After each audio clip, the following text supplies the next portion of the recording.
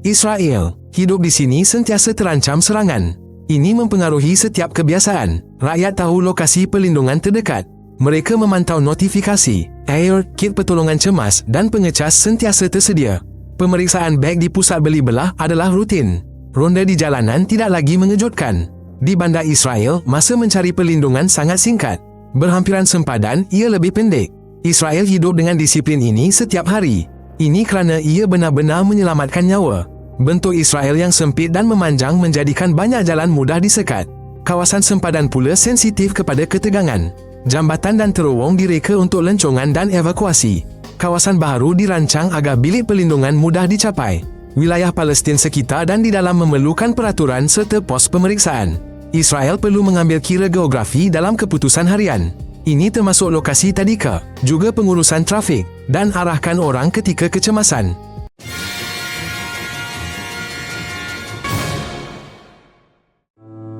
Eskalasi ketenteraan selama bertahun-tahun telah membentuk kebiasaan pertahanan awam di kalangan rakyat Israel. Ini termasuk bunyi siren, amaran di telefon bimbit dan latihan rutin di sekolah serta tempat kerja. Di rumah-rumah baru, bilik perlindungan adalah standard. Bangunan lama pula diperkukuh secara beransur-ansur untuk keselamatan. Laporan berita sering menyatakan dengan jelas berapa banyak masa yang ada bagi penduduk di pelbagai kawasan untuk berlindung. Hasilnya, penduduk menjadi kurang panik dan bertindak mengikut arahan yang ditetapkan. Israel tidak mengagung-agungkan sistem ini, sebaliknya memastikan ia sentiasa berfungsi. Ini kerana sistem tersebut merupakan keperluan praktikal pada waktu aman atau bergolak. Pekan dan bandar di sempadan Israel sentiasa mempunyai laluan yang telah dirancang awal ke tempat perlindungan. Penganjur konsert yang bertanggungjawab menandakan titik selamat dan menghentikan muzik semasa amaran. Pengacara dengan tenang mengarahkan orang ramai masuk ke dalam. Di taman permainan, terdapat pintu ke ruang perlindungan khas. Di rumah pula, persiapan asas seperti lampu suluh, air dan ubat-ubatan sentiasa tersedia. Petani juga mengetahui cara melindungi pekerja dan peralatan mereka di ladang dengan cekap. Israel tidak bergantung pada improvisasi atau tindakan spontan. Peraturannya mudah, dengar isyarat, ambil langkah jelas dan jangan buang masa berbual atau mencari. Kerahan tenaga di Israel melibatkan lelaki dan wanita. Oleh itu, hampir setiap keluarga terhubung secara langsung dengan perkhidmatan atau pasukan simpanan. Majikan mengambil kira tempoh kerahan ketenteraan. Namun, bagi keluarga, ini sentiasa memerlukan penyusunan semula jadual dan tanggungjawab. Wanita berkhidmat dalam unit sempadan, risikan dan keselamatan. Mereka juga bekerja di fasiliti penting negara dan pusat pemeriksaan. Perkhidmatan ini memberikan kemahiran dan rangkaian hubungan. Ia membantu dalam kerjaya, tetapi juga menambah tekanan dan tanggungjawab. Apabila ketegangan meningkat, pasukan simpanan dipanggil lebih kerap. Israel jelas menunjukkan bagaimana kehidupan awam pantas menyesuaikan diri dengan tugas ketenteraan. Kanak-kanak di Israel diajar tentang kecemasan. Mereka tahu tangga terdekat dan cara lari ke bilik perlindungan. Ahli psikologi bekerja di sekolah. Selepas peristiwa sukar, mereka adakan pertemuan kumpulan. Ibu bapa menerima panduan jelas untuk berbual dengan anak. Orang dewasa mengadu susah tidur dan letih. Mereka guna kaunseling online dan sokongan komuniti. Perkara mudah membantu, rutin harian, bersukan dan pelan tindakan kecemasan. Israel tidak berpura-pura tiada tekanan. Ia mengajar cara mengatasinya dengan langkah mudah dan jelas. Musim panas di Israel kering dan panas. Kejadian strok harbor dan kebakaran sering berlaku. Negara itu membangunkan penyagaraman air laut. Ia juga guna semula air sisa dirawat untuk ladang. Israel diiktiraf sebagai peneraju dalam penyelesaian ini. Bandar-bandar menambah teduhan dan air pancut minuman. Sekolah memindahkan waktu kelas dari jam paling panas. Pihak berkuasa awal memberi amaran risiko. Grid elektrik menanggung beban tinggi untuk penyejukan. Orang ramai diminta berjimat cermat. Apabila kemarau berpanjangan, penyiraman dihadkan. Israel mengurangkan kerosakan iklim dengan cara ini. Ia juga menyokong bekalan air dan pertanian. Harga sewa dan perkhidmatan di Israel tinggi, terutama di pusat bandar dan pesisir pantai. Oleh itu, banyak keluarga memilih ruang kecil demi lokasi atau pindah ke pinggir bandar, meluangkan masa lebih di jalan.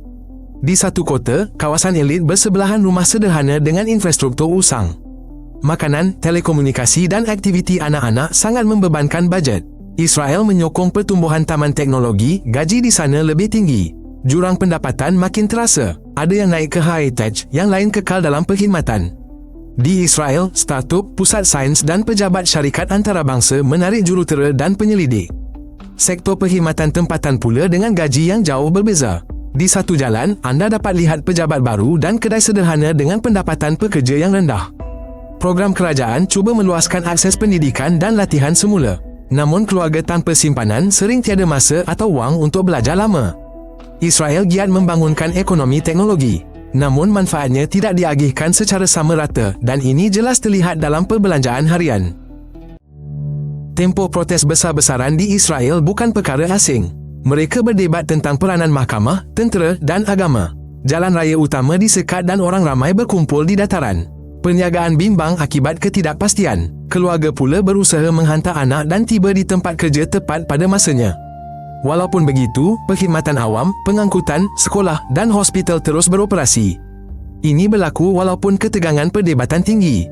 Israel kekal bising dan berpolitik. Namun, fungsi asasnya tidak terhenti. Ini adalah ciri penting yang penduduk sendiri anggap sebagai tanda ketahanan. Garisan perdebatan di Israel adalah antara sekular dan agama, golongan kiri dan kanan, Yahudi dan Arab. Mereka berdebat tentang perkhidmatan, kurikulum sekolah, pembiayaan komuniti dan peraturan di tempat awam. Di media sosial, perdebatan sengit.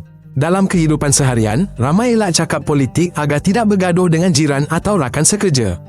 Ada kawasan bercampur di mana ketenangan lebih dihargai dari slogan dan isu diselesaikan secara praktikal. Israel terus mencari kaedah hidup bersama yang berkesan. Jelas, proses ini bukan cepat dan bukan mudah. Hari Sabat dan cuti keagamaan di Israel mengubah rentak hidup.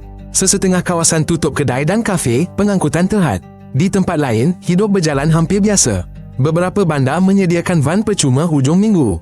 Namun, ia tidak meliputi semua kejiranan, jadi rancangan perlu dibuat awal. Di kawasan agama, pakaian sopan dan tingkah laku tertentu dijangka. Pelawat biasanya mengambil kira ini. Israel telah berdebat mengenai peranan agama dalam pendidikan dan undang-undang selama bertahun-tahun. Ini sering menjadi punca konflik politik paling lantang. Di utara Israel, bunyi artileri dan pesawat sering kedengaran dari seberang sempadan. Di selatan dan tengah, penduduk sentiasa memantau amaran pelancaran dan pemintasan. Apabila tahap bahaya meningkat, konsert dibatalkan. Jalan-jalan ditutup dan aktiviti di ladang dihadkan. Badan Keselamatan menerbitkan arahan jelas. Arahan dikemas kini mengikut situasi semasa. Tempat perlindungan sentiasa dalam keadaan siap sedia. Masa-masa tenang memang ada, namun ancaman serangan kembali berlaku. Oleh itu, dokumen, air, ubat asas dan pengecas diletakkan di tempat mudah dilihat. Israel tidak bergantung pada nasib baik. Ia merancang strategi tingkah laku rakyatnya secara proaktif. Kawalan keselamatan di pintu masuk stesen, stadium dan hospital adalah rutin harian. Beg diperiksa dengan cepat, penduduk menerimanya dengan tenang. Kamera pengawasan dipasang di jalan raya. Kadang-kadang ada juga sekatan jalan. Dalam bas dan teksi, ada butang kecemasan. Bungkusan terlupa atau objek mencurigakan boleh menyebabkan pasukan pemusnah bom dipanggil. Kawasan itu akan ditutup sementara.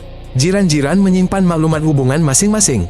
Ini untuk kes kecemasan. Bagi pelawat, langkah-langkah ini mungkin kelihatan agak ketat.